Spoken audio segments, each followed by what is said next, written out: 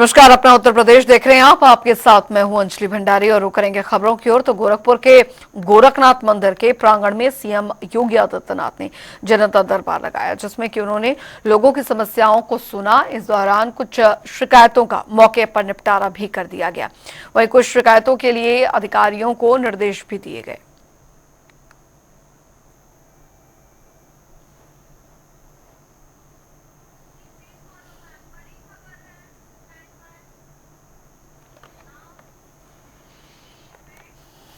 चलिए रुक करेंगे इस बीच और एक बड़ी खबर की ओर। बड़ी जानकारी, बाबा सिद्ध की हत्याकांड मामले से जुड़ी बड़ी खबर, बड़ी जानकारी आपको बता रहे हैं। बाबा सिद्ध की हत्याकांड मामले से जुड़ी आ रही बड़ी जानकारी आ रही है। यूपी के है हत्याकांड में 3 में से 2 आरोपी।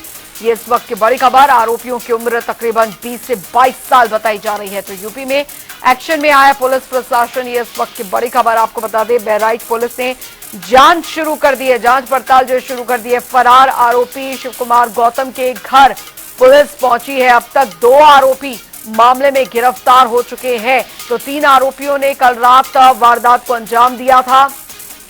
बाबा सिद्ध की हत्याकांड मामले से जुड़ी बड़ी खबर आपको बता दें। यूपी के हत्याकांड के 3 में से 2 आरोपी हैं, जो जानकारी मिल रही है। आरोपियों की उम्र 20 से 22 साल बताई जा रही है। जो जानकारी आ रही है आपको बता दें, यूपी में एक्शन में आया पुलिस प्रशासन। बड़ी खबर आपको बता दें, बहराइच पुलिस ने जांच की शुरू। तौकीर किदवई संवाददाता हमारे साथ इस बीच जुड़ गए हैं ज्यादा जानकारी के साथ। तौकीर, बाबा सिद्ध की हत्याकांड से जुड़ी जो बड़ी अपडेट इस समय आ रही है वो ये कि 3 में से 2 आरोपियों के तार यूपी से जुड़े हैं। जी बिल्कुल, देखिए इसमें 2 लोग हैं जो कैसरगंज जो बहराइच का थाना क्षेत्र है उसके भंडारा गांव के रहने वाले हैं। धर्मराज कश्यप बताया जा रहा है कि पुलिस ने उसमें उनको गिरफ्तार किया है, लेकिन शिव कुमार गौतम ये फरार है। शिव कुमार गौतम और धर्मराज कश्यप ये 2 लोग बहराइच के भंडारा गांव के रहने वाले हैं और दोनों पड़ोसी भी बताए जा रहे हैं। जानकारी के बाद पुलिस वहां पहुंची थी और उसके बाद वहां पर उन्होंने दबिश दी थी, लेकिन शिव कुमार गौतम वहां पर नहीं मिला है। लेकिन धर्मराज कश्यप और एक हरियाणा का रहने वाला तीसरा जो शूटर था उसको मुंबई पुलिस ने गिरफ्तार किया। उसके बाद जो जांच में सामने आया कि सब बहराइच के रहने वाले 2 लोग युवक थे। जो उनके परिवार के लोग हैं उनका कहना है कि ये सब कमाई करने के लिए दिल्ली और पुणे के लिए निकले थे। कब ये मुंबई पहुंचे और कब ये लॉरेंस बिश्नोई गैंग के संपर्क में आए इसकी जानकारी उन्हें नहीं है। लेकिन लंबे समय से ये बहराइच वापस नहीं लौटे हैं और काफी समय से मुंबई में रहकर ही नौकरी कर रहे थे।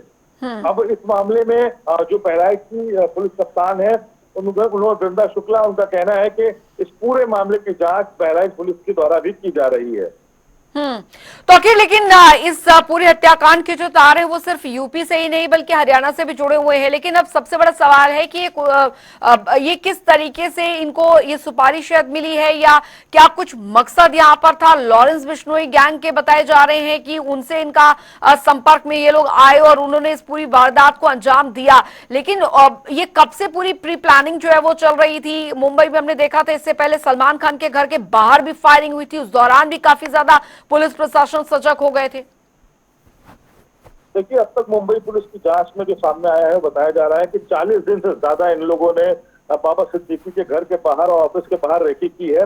और इसमें जो हरियाणा का जो शूटर है वो इन लोगों को मिलाने ले गया था, लॉरेंस बिश्नोई गैंग के संपर्क में लाया था और उसके बाद एक कॉन्ट्रैक्ट किलिंग के तौर पर ये पूरे मामले को सौंपा गया था। इन तीनों को बड़ी रकम की पेशकश थी और कुछ रकम एडवांस भी दी गई थी। लेकिन घर वालों का कहना है कि वो बहराइच के रहने वालों का कहना है कि किसी भी तरह की बड़ी रकम फिलहाल इनके जो कश्यप है जो और जो गौतम है, शिव कुमार गौतम और ये इसमें जो दूसरा जो धर्मराज कश्यप है, इन लोगों ने कोई रकम बैंक के थ्रू या कैश में ट्रांसफर नहीं की है अपने घरों को।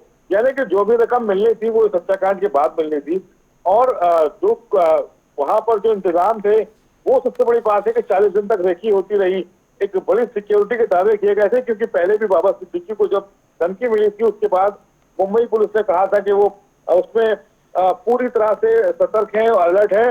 लेकिन इसके बावजूद 40 लोगों की सिक्योरिटी के बीच में इन 3 लोगों ने हत्या की और एक फरार होने में भी कामयाब रहा।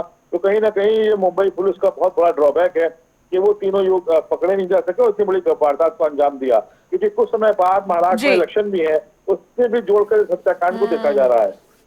तौकीर, लेकिन अब सवाल यहाँ पर ये कि हथियार इन्हें किस तरीके से प्रोवाइड करवाए गए, किस तरीके से संपर्क में आए, कब से ये मुंबई में जब रह रहे थे किन किन से इनका संपर्क था, यूपी में इनका अगर ये आए थे यहाँ पर यूपी में तो यूपी में इनका संपर्क कहाँ कहाँ तक था, क्योंकि अब ये लॉरेंस बिश्नोई गैंग का जो नेटवर्क है वो बहुत फैला हुआ है। और हमने देखा इससे पहले कई बार अभिनेता सलमान खान को भी धमकियां जो है वो मिल रही थी।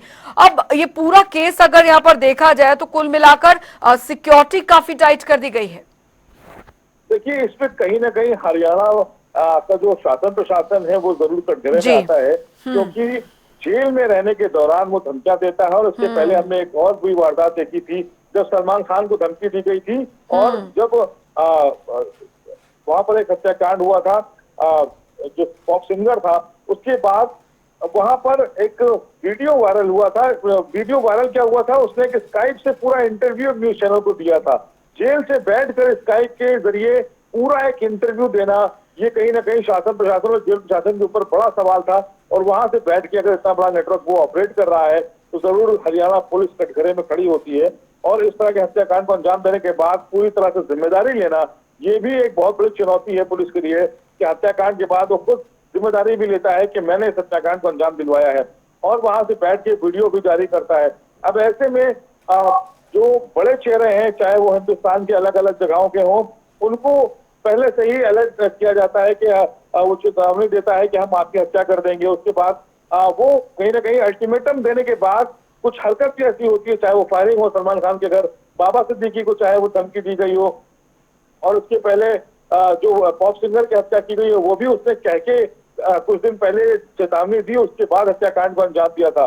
यानी कि वो अब भारत के अंदर अलग अलग इलाकों में कहीं पर किसी की भी हत्या करवा सकता है। इसके लिए हरियाणा पुलिस को भी सोचना होगा कि जेल से उसके ऑपरेटिंग सिस्टम को तोड़ना होगा, कि वो नेटवर्क को ध्वस्त करना होगा, ताकि वो जो लोग हैं उनकी जान बचाई जा सके। चलिए, बहुत बहुत शुक्रिया तौकीर किदवई इस तमाम जानकारी के लिए।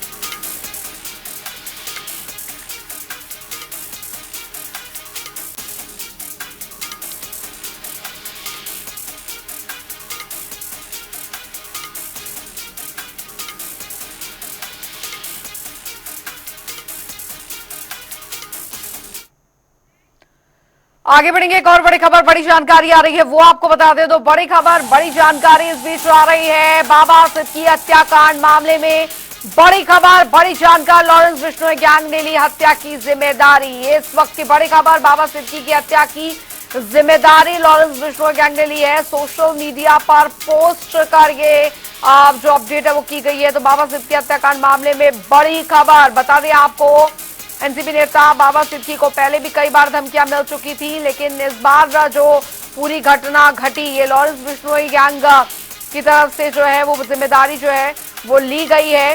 तो इस वक्त की बड़ी खबर आपको बता रहे हैं, बाबा सिद्दीकी हत्याकांड मामले से जुड़ी आ रही है बड़ी खबर, लॉरेंस बिश्नोई गैंग ने ली हत्या की जिम्मेदारी।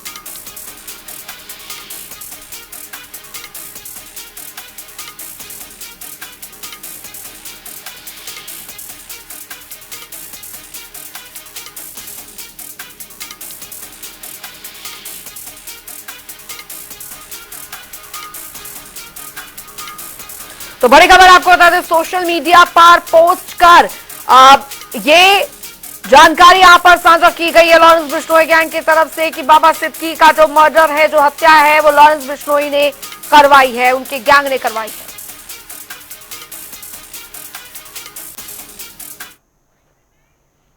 आगे बढ़ेंगे, एक और बड़ी खबर, बड़ी जानकारी की ओर रुख करेंगे। बड़ी जानकारी आ रही है, आपको बता दें तो दिल्ली से इस वक्त यूपी उपचुनाव को लेकर दिल्ली में बड़ी बैठक। जी हां, बड़ी बैठक दिल्ली में, गृह मंत्री अमित शाह, जेपी नड्डा अध्यक्षता करेंगे इस बैठक की। जो जानकारी आ रही है, सीएम योगी आदित्यनाथ भी होंगे इसमें शामिल, दोनों डिप्टी सीएम भी मौजूद रहेंगे इस बैठक में। बड़ी मीटिंग यहां पर दिल्ली में, यूपी बीजेपी अध्यक्ष भूपेंद्र चौधरी भी होंगे शामिल। इस वक्त की बड़ी खबर, उपचुनावों को लेकर मंथन जो है वो यहां पर दिल्ली में किया जाएगा। यूपी उपचुनाव को लेकर दिल्ली में बड़ी बैठक होने जा रही है। गृह मंत्री अमित शाह, जेपी नड्डा बैठक की अध्यक्षता करते नजर आएंगे।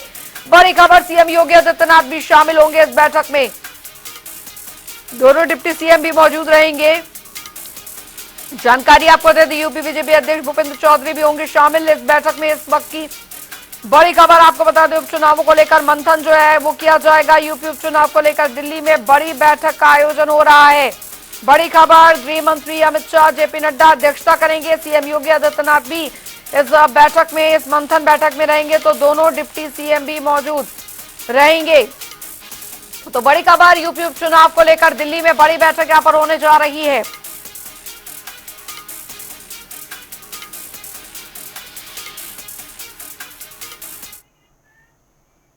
बढ़ेंगे आगे। वहीं आपको बता दें कि मंत्री जयवीर सिंह ने उपचुनाव को लेकर प्रतिक्रिया दी है। उन्होंने कहा कि बीजेपी ने पूरी तैयारी की है, हम लोगों से जुड़ रहे हैं और हमें पूरा भरोसा है कि 10 की 10 सीटों पर कमल का फूल जरूर खिलेगा। देखिए, 10 की 10 सीटें भारतीय जनता पार्टी पूरी तैयारी की है, लोगों से जुड़ रहे हैं, एक एक बूथ तक हमारा संगठन पहुंच रहा है और हमें लगता है कि 10 सीटों पर भारतीय जनता पार्टी के पक्ष में परिणाम देने का काम समस्त मतदाता भाइयों की तरफ से आशीर्वाद भारतीय जनता पार्टी के प्रत्याशियों के पक्ष में मिलेंगे। कोई प्रत्याशी होगा, कमल का निशान रहेगा, कमल खिलेगा और कमल के निशान पर ही पूरी ताकत से जो भी प्रत्याशी हमारा संगठन के द्वारा, शीर्ष नेतृत्व के द्वारा तय किया जाएगा, उसके लिए सारे लोग जिताने का काम करेंगे। उधर आपको बता दें कि लखनऊ में पुलिस हिरासत में एक युवक की मौत के बाद से बवाल मचा हुआ है। बता दें कि अजूबे के अड्डे पर दबिश देने के दौरान पुलिस ने युवक को हिरासत में लिया था। इसके बाद उसकी मौत हो गई। वहीं मृतक के परिवार वालों ने पुलिस पर अमन को मार डालने के आरोप लगाए हैं। अब मामले को लेकर बहुजन समाज पार्टी की सुप्रीमो मायावती से लेकर नगीना सांसद चंद्रशेखर आजाद ने भी प्रतिक्रिया दी है। वहीं इससे पहले नगीना सांसद चंद्रशेखर आजाद अमन गौतम के परिवार से मिलने उनके घर पहुंचे थे।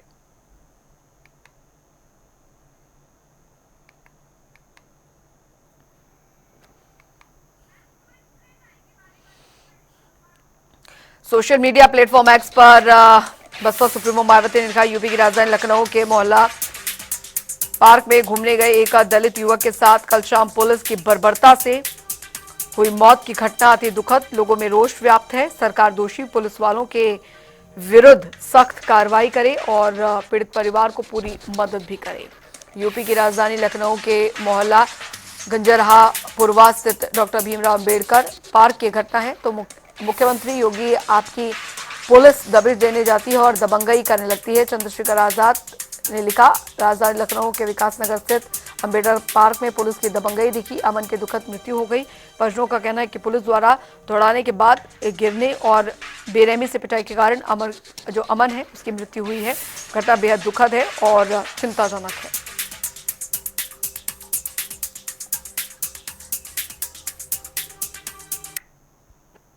देर रात विकास नगर पुलिस को सूचना मिलती है कि पार्क में कुछ लोग जुए खेल रहे हैं। विकास नगर पुलिस बकायदा पीआरवी जो थी वो दबिश देने पहुंचती है सूचना के आधार पर। उसके बाद कुछ लोग को वहां से उठा के ले जाती है। अमन नाम के व्यक्ति जिसको पुलिस ले गई है, पुलिस अभिरक्षा में उसकी मौत हो जाती है। हम इस समय अमन के घर पर हैं, उनके परिजन, उनके रिश्तेदार और उनके हितैषी आप देख सकते हैं यहाँ पे है। अमन की जो पत्नी है वो हम लोग के साथ है कि मैम जिस तरीके से चीजें हुई, आप लोग लगातार आरोप लगा रहे हैं कि पुलिस कस्टडी में मौत हुई है, पोस्टमार्टम हुआ है, इसमें कार्डियक अरेस्ट की बात कही गई है।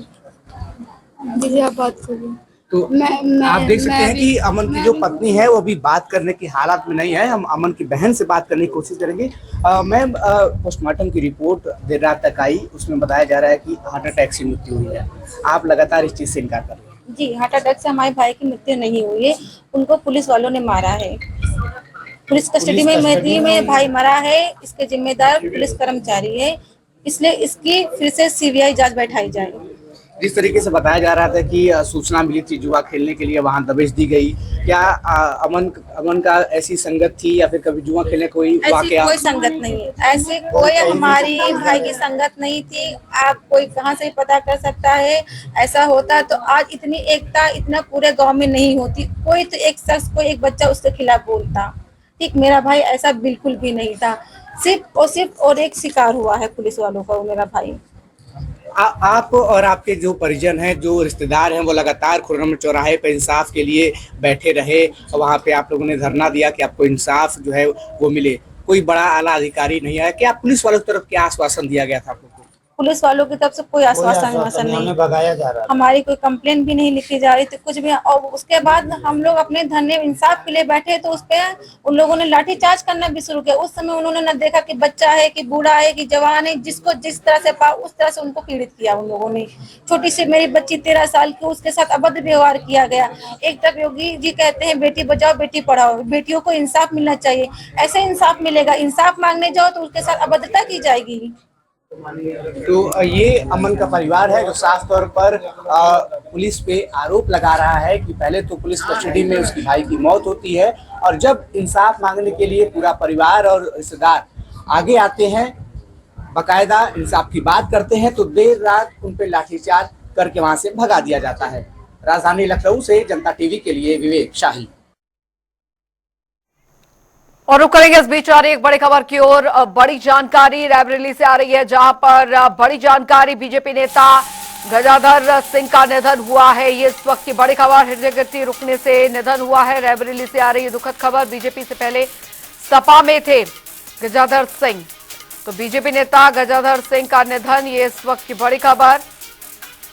हृदय गति रुकने से निधन हुआ है। बीजेपी से पहले सपा में थे गजाधर सिंह, जिनका निधन हुआ है हार्ट अटैक की वजह से।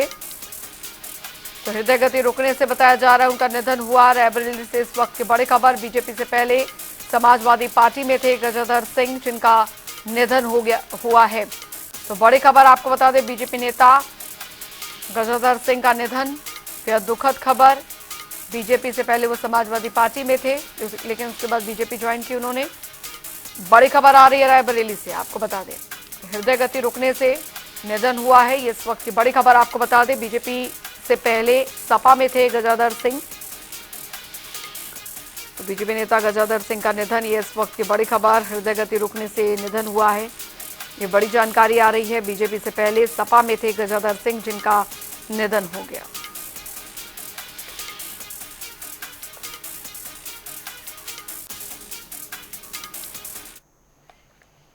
और चलिए अब रुक करेंगे ताबड़तोड़ खबरों की ओर। बागपत में ईस्टर्न पेरिफेरल एक्सप्रेसवे पर बड़ा हादसा, तेज रफ्तार ट्रक ने 3 लोगों को मारी टक्कर, हुई मौत।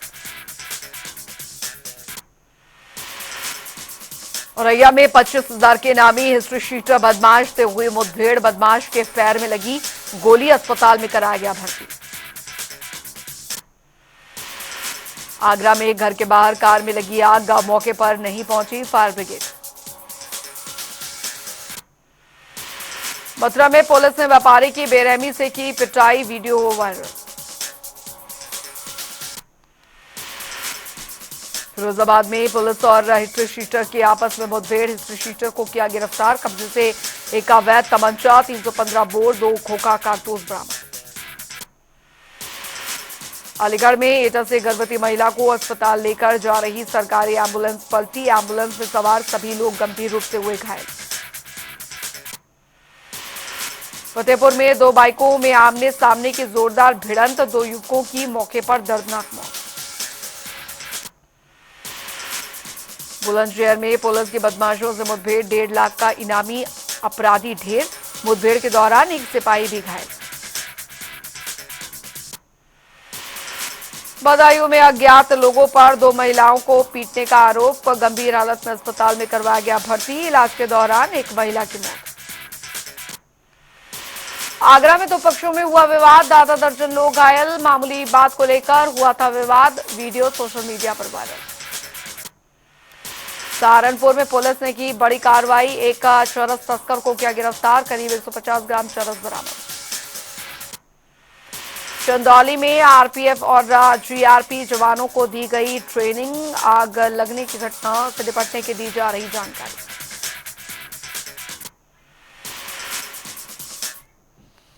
और चलिए इसी के साथ उत्तर प्रदेश की खबरों में अभी के लिए फिलहाल लेते हैं वक्त, एक छोटे से ब्रेक का। ब्रेक के उस पार भी खबरों का सिलसिला लगातार जारी है।